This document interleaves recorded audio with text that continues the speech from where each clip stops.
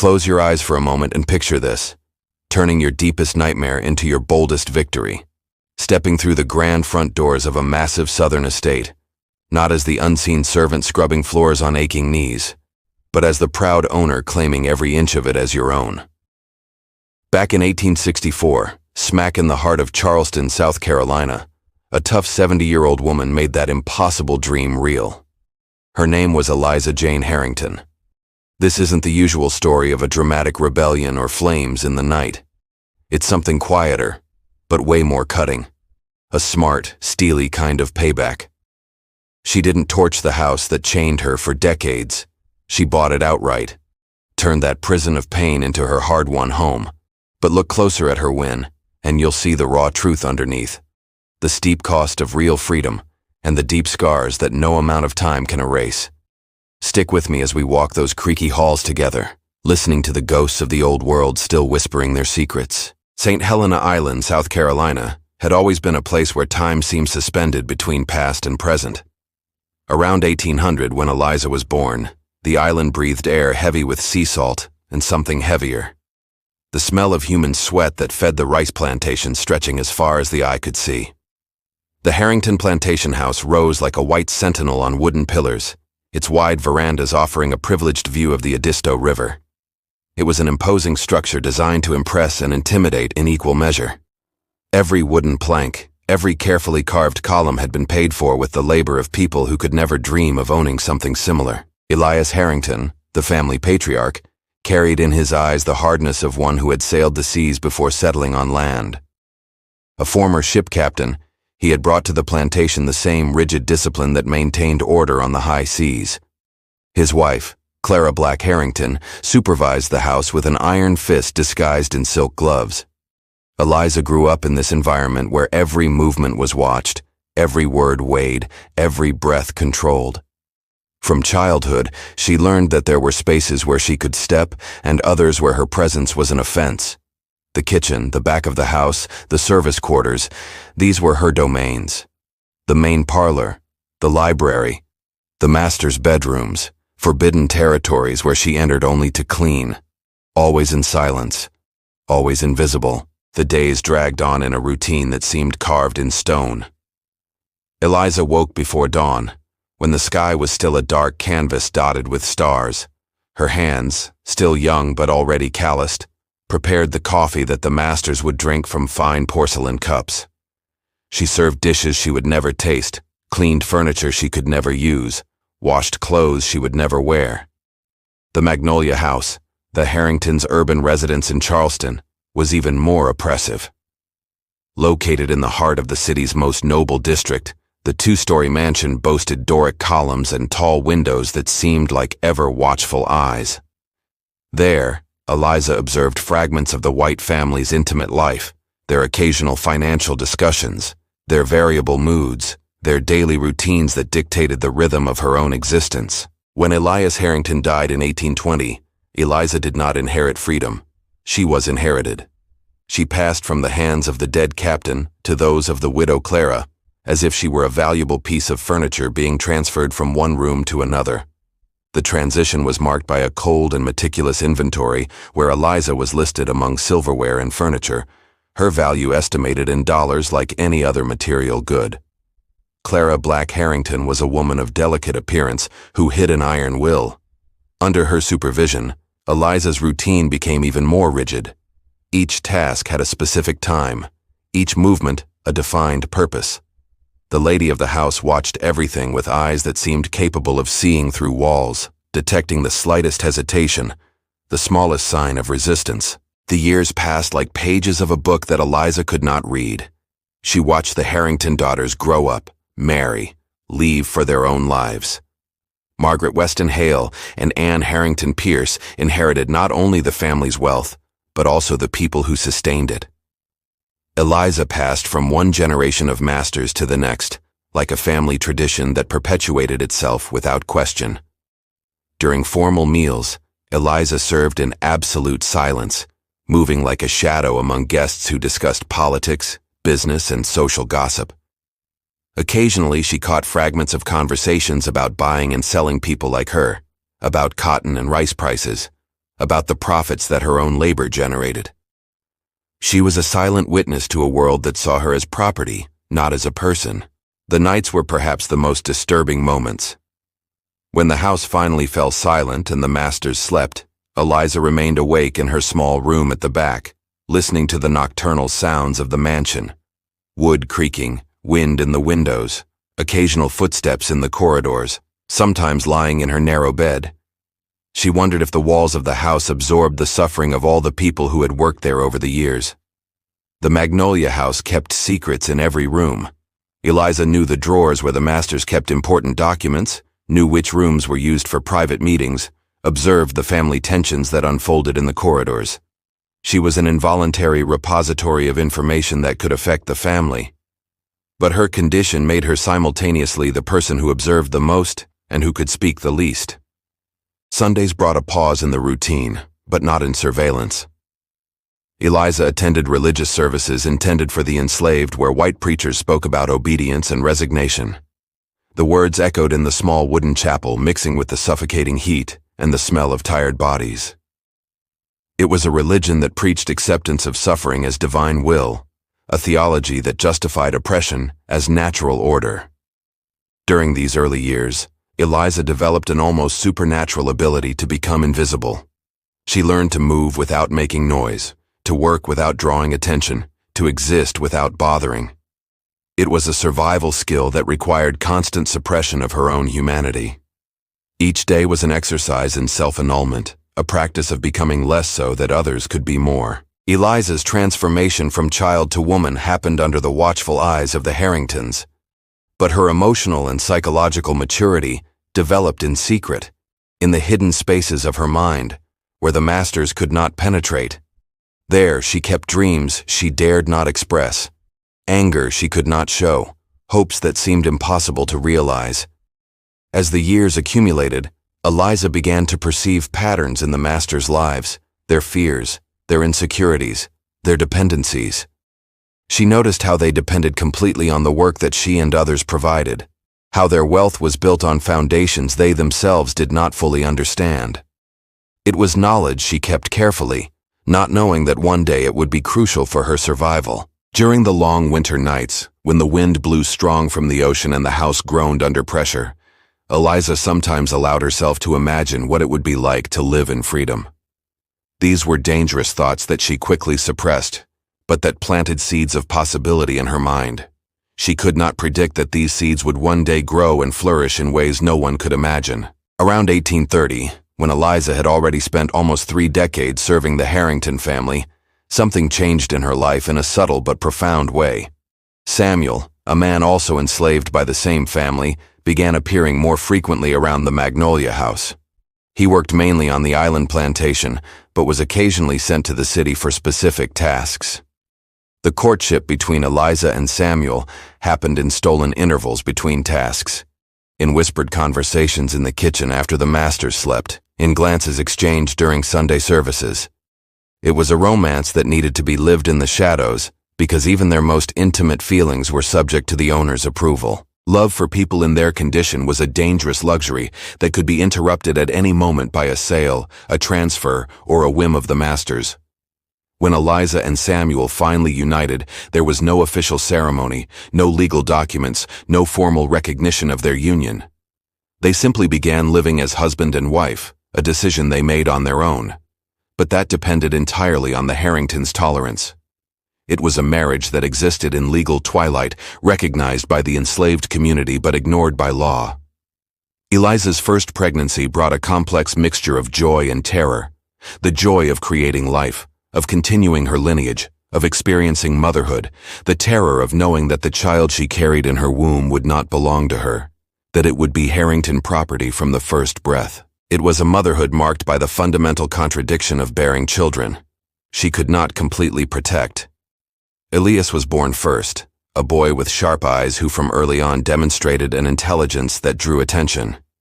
Eliza watched him grow with a mixture of pride and apprehension, knowing that a very intelligent child could be seen as both a valuable asset and a potential threat. She taught him to be smart enough to survive, but not so much as to arouse suspicion. Samuel came next, then William, Joseph, Nathan. Each birth was a miracle and a curse. Eliza developed elaborate strategies to keep her children close, silently negotiating with the masters, demonstrating that a united family was more productive than a dispersed family. It was a constant psychological game where she needed to prove the economic value of family unity. Sarah was the only girl among the first children, and her arrival brought specific concerns. Eliza knew that enslaved women faced particular vulnerabilities, that her daughter would grow up in a world where her body would not completely belong to her. She began teaching Sarah from early on to protect herself, to be strong without seeming defiant, to navigate the specific dangers that awaited a young black woman in a slaveholding society. Benjamin and the second Samuel completed the family over the following years. 9 children in total, each representing a victory against the statistical odds that separated enslaved families. Eliza and Samuel achieved something many considered impossible, keeping all their children together during decades of captivity. The logistics of raising 9 children under slavery conditions was a monumental challenge. Eliza needed to work long hours in the big house while simultaneously caring for babies and small children. She developed a system where the older children helped care for the younger ones, creating a family support network that functioned even when she was absent. The family's meals took place at the back of the property in a small room that served as home for Eliza, Samuel, and the children. The food was simple: leftovers from the big house, vegetables grown in a small garden that Eliza maintained, occasionally a little meat when there were leftovers. But these meals were sacred moments where the family could exist as a unit, where they could speak freely, where they could be complete humans for a few minutes. Eliza told stories to her children about traditions she had learned from older people, about the importance of keeping alive the memory of who they were before being someone's property. These stories were whispered in the dark, transmitted as precious secrets that connected the family to a past that the masters tried to erase. Samuel worked mainly in the rice fields of the island, returning to the Magnolia House only on weekends and occasionally during the week when necessary. His constant absence meant that Eliza carried alone most of the responsibility of raising the children. She had become simultaneously mother and father, protector and provider, teacher and guardian. The children grew up watching their mother navigate the complex world of the big house. They saw how she changed posture when the masters appeared, how her voice became lower, how her movements became more careful. It was a daily lesson about survival, about how to exist in a world that denied their humanity. During childhood illnesses, Eliza became nurse and doctor. She knew medicinal herbs, knew how to make healing teas, had knowledge of folk medicine that had been transmitted through generations of enslaved women. When one of the children fell ill, she spent sleepless nights caring for the child while still needing to fulfill her obligations in the big house the next day. Punishments were a constant reality that hung over the family. Eliza knew that any inappropriate behavior from one of the children could result in severe punishments. She developed a system of preventive discipline, teaching the children to anticipate problems, to avoid situations that could arouse the master's anger, to become invisible when necessary. The children's religious education happened on 2 layers. There was the official religion preached in Sunday services, which emphasized obedience and resignation. And there was the spirituality that Eliza shared at home, a faith that spoke of justice, of hope, of a future that could be different from the present. As the children grew, Eliza began to observe their individual talents. Elias showed aptitude for learning trades, so she began discreetly negotiating for him to learn tailoring. Samuel showed interest in carpentry.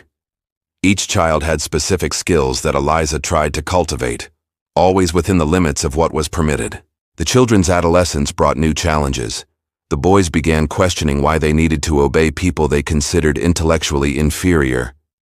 Eliza needed to teach them to channel this anger productively, to use their intelligence to survive and prosper within the system, not to confront it directly.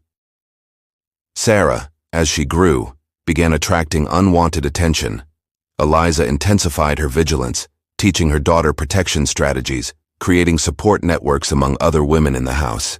It was a delicate dance between protecting her daughter and not arousing suspicions about her intentions. The years passed and the Harrington family remained united, an extraordinary feat at a time when enslaved families were routinely separated.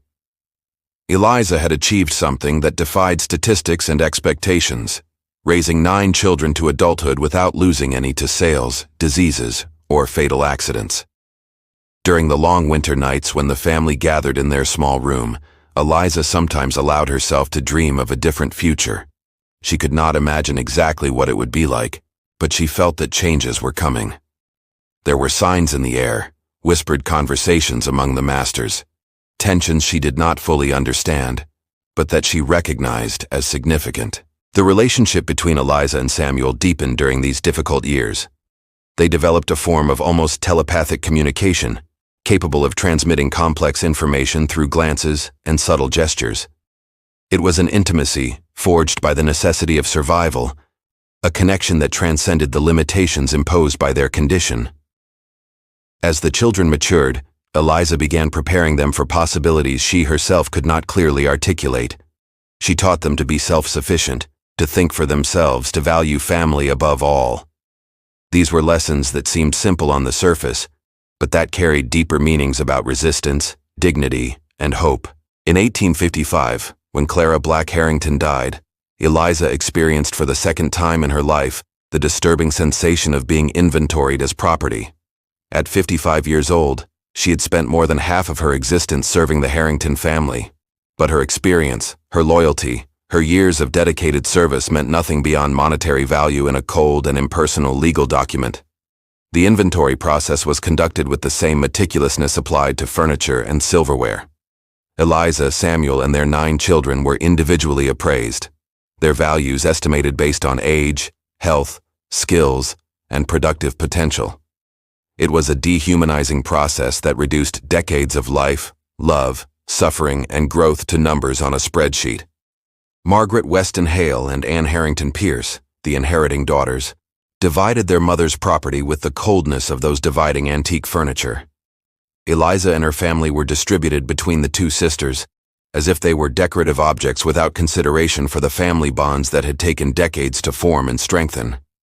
It was during this period that Eliza adopted Hale as part of her name, a bitter irony that she embraced with a deep understanding of its meaning. Becoming Eliza Hale Harrington was not just a matter of identification. It was a recognition that her identity had been shaped by the people who owned her, that even her name carried the marks of her condition. The transition to the control of the Harrington daughters brought subtle but significant changes. Margaret Hale, in particular, demonstrated an obsessive need for control and order. She implemented new supervision systems, stricter schedules, more severe punishments for minor infractions. It was as if she felt the need to prove her authority more explicitly than her mother. Eliza observed these changes with the patience of one who had learned to survive through adaptation. She adjusted her routine, modified her behavior, taught the children to navigate the new expectations. But beneath this apparent submission, something was changing in her mind. During this period, Eliza began to notice subtle changes in the master's behavior. There were conversations that stopped abruptly when she entered the room, private meetings that happened at unusual times, a general tension that permeated the house. She realized that something significant was approaching, although she could not predict exactly what it would be. Each task was timed, each movement observed, each interaction with other household staff monitored. It was like living under a microscope where even the most natural gestures were analyzed for signs of insubordination. Eliza developed increasingly sophisticated strategies to protect her family. She learned to anticipate the ladies' moods, to divert their attention when one of the children made a minor mistake, to absorb criticisms and punishments that could have been directed at the children. It was a constant psychological game that required tremendous emotional energy. During the nights when the house finally fell silent, Eliza remained awake, planning.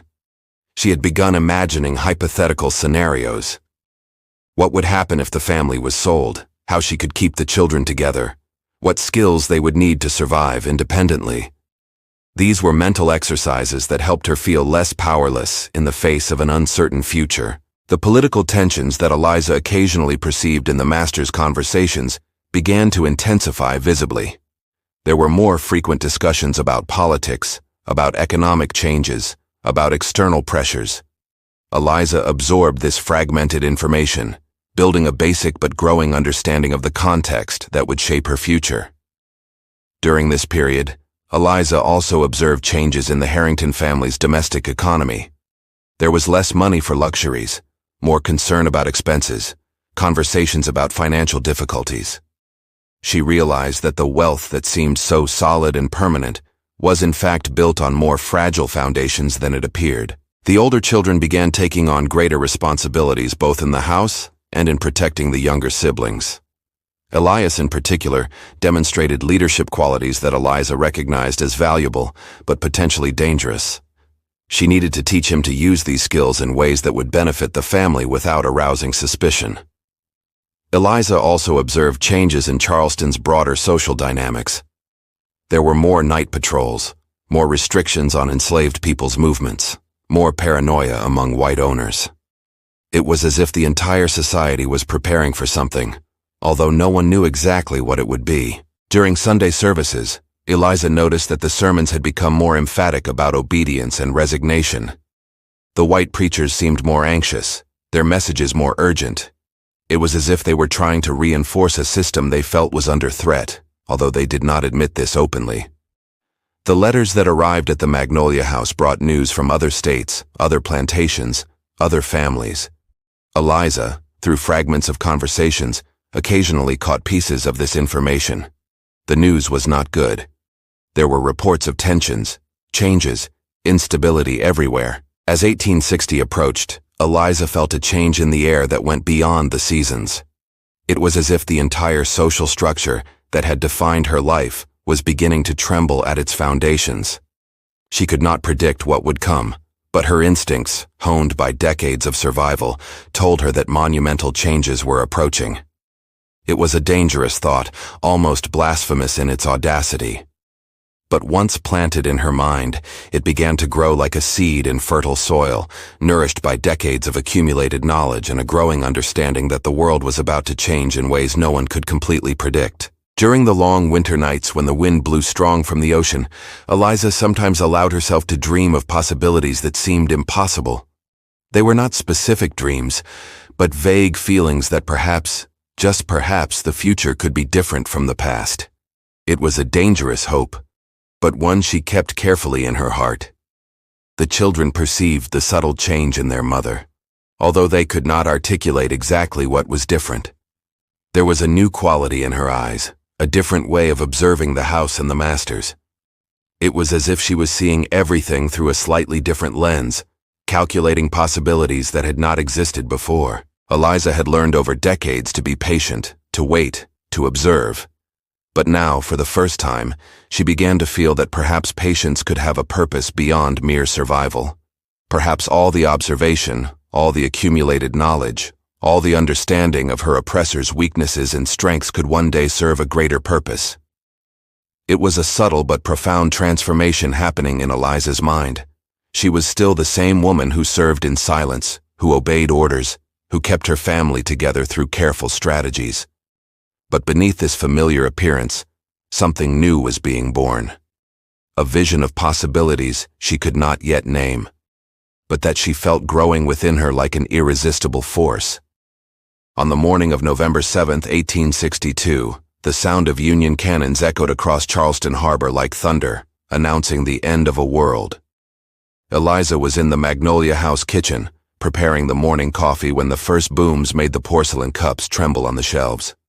It was a sound she had never heard before, but that she instinctively recognized as the harbinger of monumental changes. Panic spread through the house like fire in dry straw. Margaret Hale ran through the corridors shouting contradictory orders, while Ann Pierce frantically packed valuable objects into trunks and suitcases. It was the first time Eliza had seen the masters completely lose their composure, and the sight was simultaneously satisfying and terrifying. Within hours, Charleston's white elite transformed into a desperate crowd fleeing their own homes. Overloaded carriages raced through the streets toward the interior, carrying families who had never known real fear. It was what would later be known as the Great Charleston Evacuation, the Great Charleston Stampede. Eliza observed the frantic preparation for flight with a mixture of fascination and disbelief. For decades, she had seen these same people exercise absolute control over every aspect of her life. Now they ran like frightened children, abandoning everything they could not carry in their hands. Margaret Hale, in her haste, shouted incoherent instructions to Eliza about what to do with the house during her absence. Her words were contradictory, spoken by someone who had completely lost control of the situation. Eliza nodded and murmured appropriate responses, but inside she felt a strange calm, as if she were watching the collapse of a nightmare from which she was finally awakening. The list of abandoned properties that the Harringtons would later present to Confederate authorities revealed the mentality that had defined Eliza's life for decades.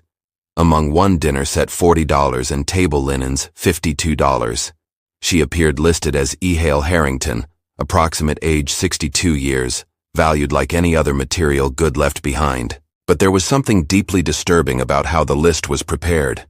Eliza was not just abandoned. She was being inventoried as financial loss. Her children, Samuel, Joseph, Benjamin, Nathan, and Sarah, also appeared on the list, along with other people who may have been relatives.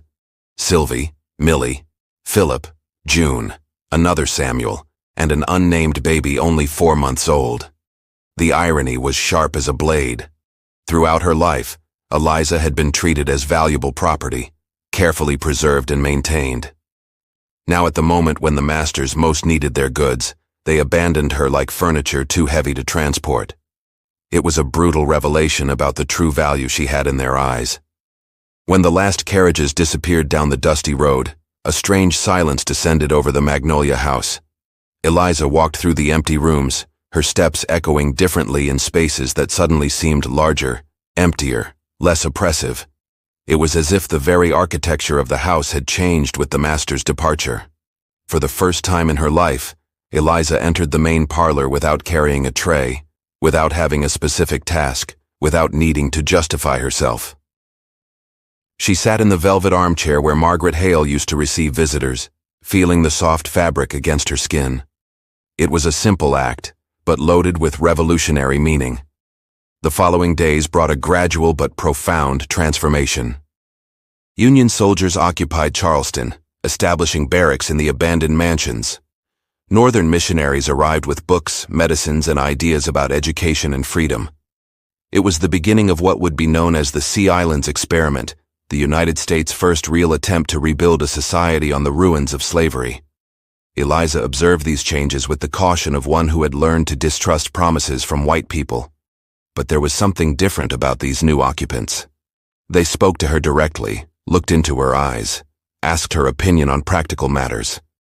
It was a disconcerting experience after decades of forced invisibility. The work continued, but now with a fundamental difference. Eliza received payment, real dollars, coins she could keep, monetary value that recognized her work as contribution, not obligation. During the nights, Eliza counted and recounted her coins, not out of greed, but out of disbelief. Each cent represented a recognized hour of work, a valued effort, a respected contribution. It was the first time in her life that her time had official monetary value. Her children also began receiving payment for their services. Elias, who had learned tailoring, discovered that his skills were much sought after by Union soldiers who needed fitted uniforms and clothing repairs. Samuel found work as a carpenter, helping repair buildings damaged during the occupation.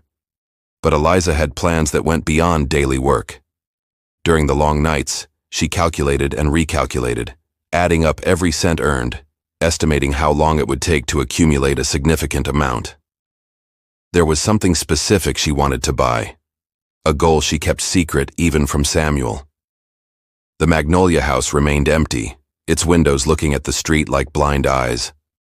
Eliza passed by it daily, observing how the paint peeled, how the garden plants grew wildly, how the structure that had once symbolized absolute power now seemed vulnerable and abandoned. During this period, Eliza began attending community meetings organized by Northern missionaries. She heard discussions about rights, about education, about economic opportunities. These were concepts she had contemplated in secret for decades, but that were now discussed openly as real possibilities instead of impossible dreams. Charleston's transformation was visible every day. Houses that had been symbols of oppression became schools, hospitals, community centers. The city's social geography was being rewritten, and Eliza observed each change with the attention of one who understood she was witnessing history being made. But behind all this apparent transformation, Eliza maintained constant vigilance. She had lived long enough to know that political changes could be reversed, that promises could be broken, that conquered freedom could be lost. She needed something more permanent, more tangible, more irrevocable. During the first weeks after the Union occupation, there was silent but palpable resistance from some whites who remained in the city. Eliza felt hostile looks when she walked the streets, heard whispered comments about blacks who didn't know their place. The racial tension that had always existed now manifested in more open and dangerous ways. Some Union soldiers also demonstrated prejudices that Eliza recognized, although expressed differently from Southerners. There was a paternalistic condescension and some genuine surprise when they discovered that people like her were capable of independent thought and sophisticated planning. Eliza navigated these tensions with the same skills she had developed during decades of slavery. She knew when to speak and when to remain silent, when to assert herself, and when to retreat strategically. It was a complex social dance that required constant vigilance and adaptation. It was during one of these nights of silent planning that Eliza made a decision that would change not only her life, but the course of her family's history. She had accumulated enough money, had identified the opportunity, had calculated the risks. It was time to do something that no person in her condition had ever attempted in Charleston. The plan she had been developing in secret for months was about to be put into action. It was audacious to the point of madness. But Eliza had learned that moments of social chaos created opportunities that did not exist in normal times. And if there was one thing she had learned during decades of silent observation, it was how to recognize and seize opportunities when they presented themselves. But even while planning, Eliza was aware of the dangers surrounding her. Society was in flux. But that did not mean racial prejudices had disappeared. On the contrary, in many cases, they became more virulent in the face of the threat of social change. She knew that any misstep could result in devastating consequences for her and her family. The courage necessary for what she was planning was not the impulsive courage of youth, but the calculated courage of someone who had survived decades of oppression through intelligence, patience, and determination. It was the courage of someone who understood exactly what she was risking and chose to proceed anyway. During the last weeks before putting her plan into action, Eliza observed the Magnolia House with new eyes. It was no longer just the place of her suffering. It was also the symbol of her future victory. Every room she had cleaned, every stair she had climbed carrying trays, every corner where she had been forced to hide, all of this would become hers when she executed her audacious plan. The irony was not lost on her. The same house that had been designed to demonstrate white superiority and black inferiority was about to become the exact symbol of the opposite. It was a transformation that went far beyond the merely personal. It was a statement about the possibilities of radical social change. The morning of February 11, 1864 dawned cold and clear in Charleston, with a cutting breeze coming from the ocean carrying the smell of change. The city courthouse had been busy since early morning with men in top hats and military uniforms gathering for what would be one of the most significant auctions in South Carolina history: the sale of properties abandoned by fleeing Confederates. Eliza arrived at the courthouse wearing her best dress, a simple but clean fabric she had sewn with special care for this occasion. In her worn leather bag, she carried $250 in coins and bills, each cent representing months of hard work, rigorous saving, and meticulous planning. It was more money than she had ever seen together in her entire life. The auctioneer, a corpulent man with a graying mustache, organized his papers on the improvised table while the crowd settled in. There were Union officers interested in properties for military use, Northern speculators seeking lucrative investments, and a few locals who had remained loyal to the Union. Eliza was the only black woman present, a fact that did not go unnoticed by the other participants. When the auction began, Eliza observed in silence while properties were sold one after another. Entire plantations changed hands for values that seemed simultaneously enormous and ridiculously low. It was like watching the dismemberment of a world that had seemed eternal and immutable. Lot B, Block 12, Hamilton Street, announced the auctioneer with a strong voice that echoed through the courthouse. House known as Magnolia, property of Margaret Weston Hale, abandoned during the Confederate evacuation. Opening bid, $200. Eliza felt her heart accelerate. It was the house where she had spent decades serving, cleaning, cooking, suffering in silence. The house whose secrets she had kept, whose walls had witnessed her transformation from child to woman, from enslaved to free person. Some bids were made by speculators who saw the property only as investment. The house was well located in the heart of Charleston's most noble district, an area known as the Point, where the city's most impressive mansions lined tree-lined streets. It was valuable property by any standard. When the bid reached $240, Eliza raised her hand. $250, she said with a clear and firm voice that cut through the crowd's murmur like a blade. The silence that followed was deafening. Heads turned, eyes widened, whispers began circulating through the room. A black woman, formerly enslaved, was making a bid at an auction of confiscated properties. It was something no one had imagined possible. The auctioneer hesitated for a moment. Clearly disconcerted by the situation, he looked at the union officers present as if seeking guidance on how to proceed. But the laws were clear. Any person with money could participate in the auction regardless of race or previous condition. But the crowd's reaction was immediate and hostile. Voices rose in protest, some shouting that it was an affront to decency, others questioning whether that Negro had legal right to participate. A man in a dark suit stood up and declared loudly that this was an insult to the memory of the true owners. $250 from the lady, the auctioneer finally said, his voice betraying a mixture of surprise and growing nervousness. The tension in the room was palpable, as if the air had become thicker and harder to breathe. A union officer stood up and declared with authority that the auction would proceed according to federal laws, regardless of participants' race, but this only intensified the hostile murmurs. Eliza could feel hatred radiating from several people in the room, a hostility that went far beyond simple surprise. "Does anyone offer more than $250? Asked the auctioneer, his voice now visibly tense. Some of those present seemed to be considering making bids just to prevent Eliza from getting the property, but the amount was substantial, and purely racial motivation did not justify the expense. The crowd remained in tense silence. Some of those present seemed too shocked to react. Others clearly calculated whether it was worth spending their own money just to prevent a black woman from buying the property. There were also those who recognized the powerful symbolism of the moment and chose not to interfere, whether out of principle or morbid curiosity. $250 once, announced the auctioneer, his voice cutting through the silence like a blade. Sweat was visible on his forehead despite the morning cold. $250 twice. During this pause, Eliza could hear her own heart beating. Decades of planning, months of saving, a lifetime of suffering. Everything came down to this moment. She maintained an upright posture, a steady gaze, even feeling the weight of hostile looks that pierced her like daggers. A man in the front row stood up abruptly and shouted, "This is blasphemy! A Negro buying the Hale house!" Others joined the protest, their voices rising in a chorus of indignation that echoed through the courthouse walls. The union officer pounded his fist on the table and ordered silence, threatening to remove anyone who disturbed the legal process. But the tension continued to grow, like a pressure cooker about to explode.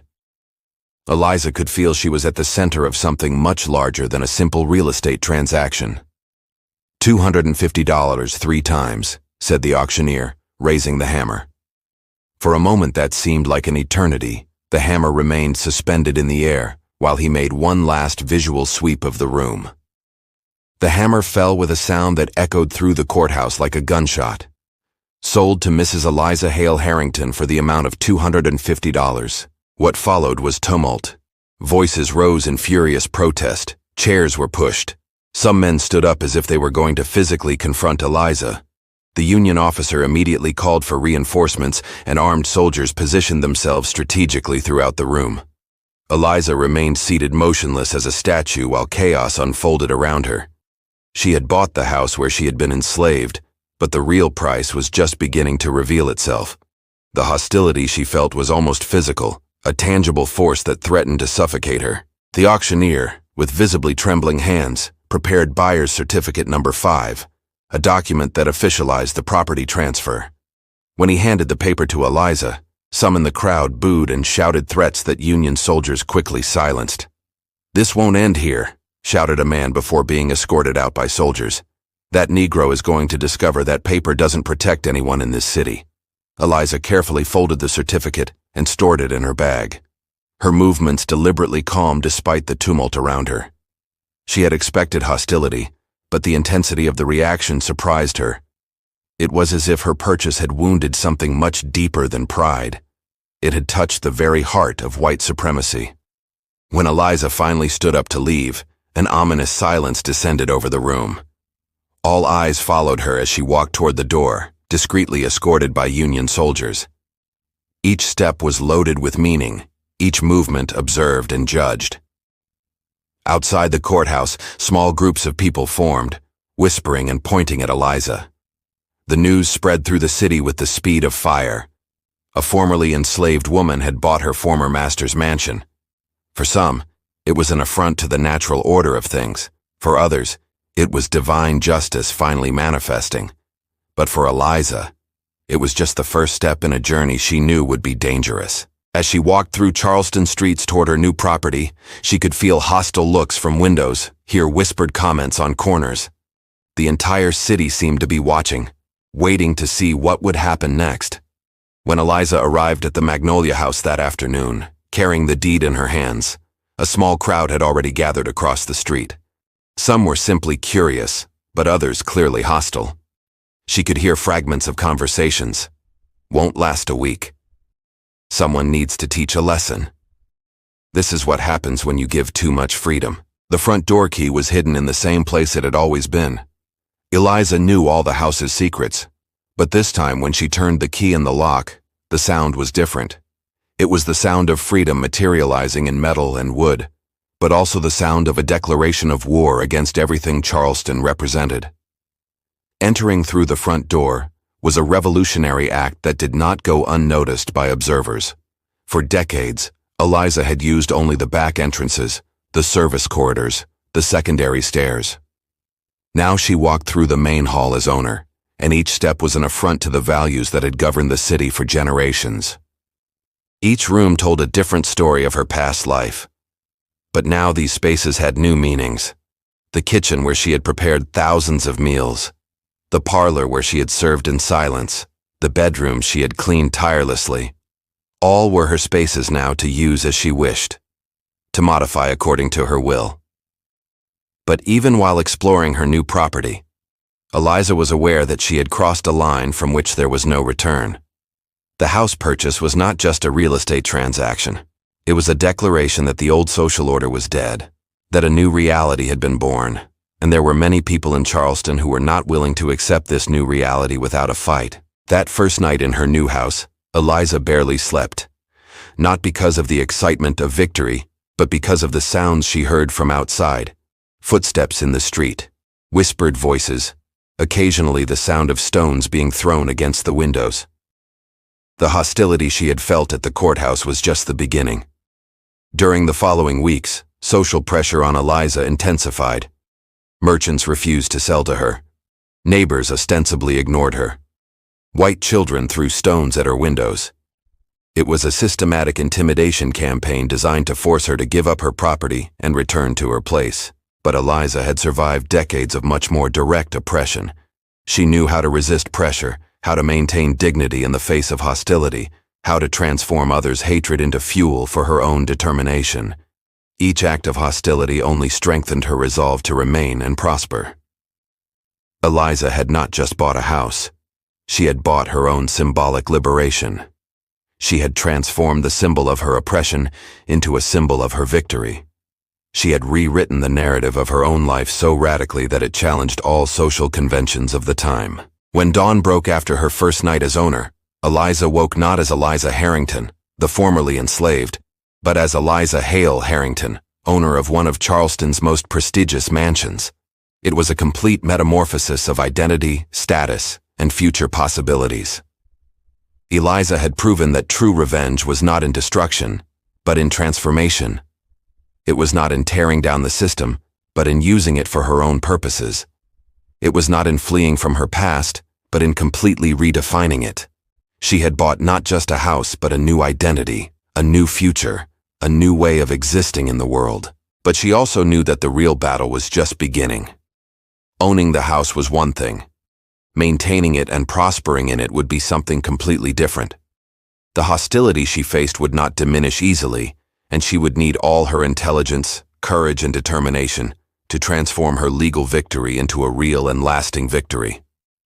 Eliza Harrington's story does not end with the purchase of the Magnolia House. In fact, that was just the beginning of a transformation that would echo through generations. In the following years, she transformed the mansion into a center of prosperity for her family, proving that true freedom was not just in the absence of chains, but in the ability to completely rewrite one's own destiny. Her son Elias became pastor of Tabernacle Baptist Church, educator, and respected community leader. The other children prospered in their professions, each building on the foundation of dignity and possibility that Eliza had established with her audacious purchase. The family that was once listed as abandoned property now owned properties, businesses, and social influence. When Eliza died in 1890 at 90 years old, she had lived to see a complete transformation, not only of her own condition, but of the entire society around her. The woman who was born as property died as owner, leaving a legacy that challenged all expectations about what was possible for someone in her condition. But perhaps the most disturbing aspect of her story is what it reveals about the nature of power and resistance. Eliza did not win through violence or direct confrontation. She won through patience, observation, meticulous planning, and the ability to recognize opportunities when they presented themselves. The Magnolia House still exists today at 315 Federal Street in Charleston. Visitors pass by it without knowing they are before a monument to the most sophisticated form of resistance ever documented. Not a resistance of blood, but of reclaimed dignity.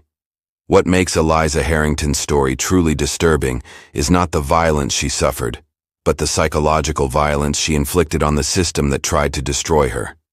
She used the very tools of oppression, money, property, laws to free herself so completely that she transformed her condition from victim to victor. For decades, she had been forced to know every intimate detail of her oppressors' lives. She knew their weaknesses, their fears, their most private routines. When the opportunity arose, she used this knowledge not to destroy them physically, but for something much more devastating. She made them completely irrelevant to her own happiness and success. Eliza's true genius lay in understanding that the most profound form of resistance was not making her former masters suffer, but making them completely unnecessary for her life. She no longer needed them for anything, not for work, not for shelter, not for identity, not for validation. Today, when we walk through Charleston streets and observe the historic mansions that attract tourists from around the world, we rarely stop to consider the hidden stories their walls keep. How many other people like Eliza lived and died in silence, their stories lost forever. How many other extraordinary transformations happened without leaving traces in official records?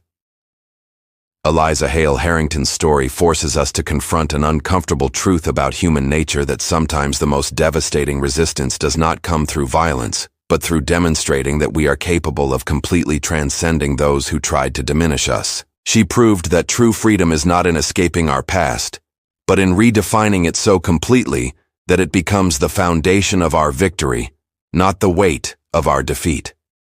Eliza Hale Harrington did not just buy a house. She bought the complete rewriting of her own history. And perhaps that is the most disturbing lesson of all, that within each of us exists the capacity to transform our greatest humiliation into our greatest victory. If we have the patience, intelligence, and courage necessary to wait for the right moment and act with surgical precision, the Magnolia House remains as silent witness that sometimes the most powerful resistance makes no noise. It simply rewrites history.